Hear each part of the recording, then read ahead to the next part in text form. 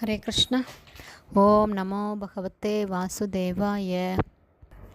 நாராயணம் நமஸ்கிருத்யம் நரம் சைவ நரோத்தமம் தேவீம் சரஸ்வதீம் யாசம் ததோ ஜெயம் உதீரயேத். நஷ்டப்பிராயேஷு அபத்ரேஷு நித்யம் பாகவத சேவையாம் பகவதி உத்தமஸ்லோகே பக்திர் பவதி நைஷ்டகி.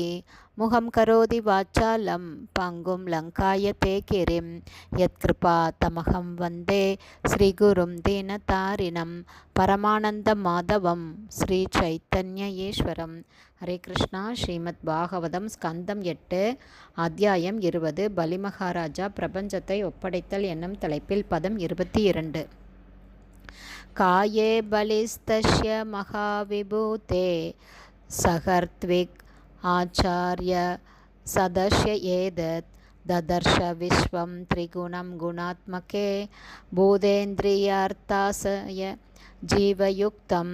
Word by word meaning. காயே உடலில், பலி பலிமகாராஜா, தஷ்ய முழுமுதற் கடவுளின், மகா விபூதே அற்புதமான எல்லா ஐஸ்வர்யங்களையும் கொண்டிருப்பவரின், சக ரித்விக் ஆச்சாரிய சதஸ்ய புரோகிதர்கள், ஆச்சாரியர்கள் மற்றும் புனித சபையின் உறுப்பினர்களுடன், ஏதத் இந்த, ததர்ஷ கண்டனர், விஸ்வம் முழு பிரபஞ்சத்தையும், திரிகுணம் ஜட இயற்கையின் முக்குணங்களால் ஆன, குண ஆத்மிக்கே அத்தகைய குணங்கள் அனைத்திற்கும் மூலமாகி அதில், பூத ஸ்தூலமான பௌதீக மூலப்பொருட்கள் அனைத்துடன், இந்திரி புலன்களுடனும், அர்த்த புலன்பொருட்களுடன், ஆசைய மனம் புத்தி மற்றும் பொய் அகங்காரத்துடன், ஜீவயுக்தம் எல்லா ஜீவராசிகளுடனும்.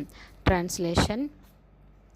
6 ஐஸ்வர்யங்களால் நிரம்ப பெற்றதான பரமபுருஷ பகவானின் விஸ்வரூபத்தை புரோகிதர்கள், ஆச்சாரியர்கள் மற்றும் சபையினர் ஆகியோருடன் பலிமகாராஜாவும் கண்டார்.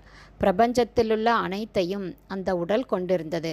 அவற்றுள் ஸ்தூலமான பௌதீக மூலப்பொருட்கள், புலன்கள், புலன்பொருட்கள், மனம், புத்தி மற்றும் பொய் அகங்காரம், பல்வேறு வகையான ஜீவராசிகள் மற்றும் 3 ஜட இயற்கை குணங்களின் செயல்கள் மற்றும் பிரதிபலன்கள் ஆகியவையும் அடங்கும்.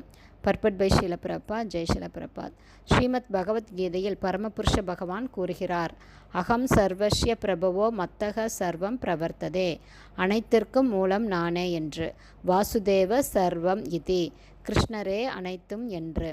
மத்சானி சர்வபூதானி நாசாகம் தேஷு அவஸ்திதக, அனைத்தும் பகவானின் உடலுக்குள் உள்ளன என்று. இருந்தாலும் பகவான் எங்கும் பரவியிருக்கிறார். பரமசத்தியமான முழுமுதற் கடவுள் அனைத்துமாக விரிந்திருப்பதால் அவருக்கு தனிப்பட்ட வாழ்வு இல்லை என மாயாவாத தத்துவவாதிகள் நிறைக்கிறார்கள். அவர்களுடைய தத்துவம் அத்வைதவாதம் என்று அழைக்கப்படுகிறது. ஆனாலும் உண்மையில் அவர்களின் தத்துவம் சரியானதல்ல. பலிமகாராஜா இங்கு பரமபுருஷ பகவானின் விஸ்வரூபத்தை தரிசித்தவர் ஆகிறார். அந்த உடல் அவரால் காணப்பட்ட உடலாகும். இவ்வாறாக அதில் துவைதவாதம் இருக்கிறது. எப்போதுமே 2 ஜீவன்கள் உள்ளனர். ஒருவர் காண்பவர், மற்றவர் காணப்படுபவர். காண்பவர் முழுமையின் ஒரு பாகமே ஆவார். அவர் எப்போதும் அந்த முழுமைக்கு சமமானவர் அல்ல. முழுமையின் பாகமான காண்பவரும் கூட முழுமையோடு ஒன்றுபட்டவர்தான்.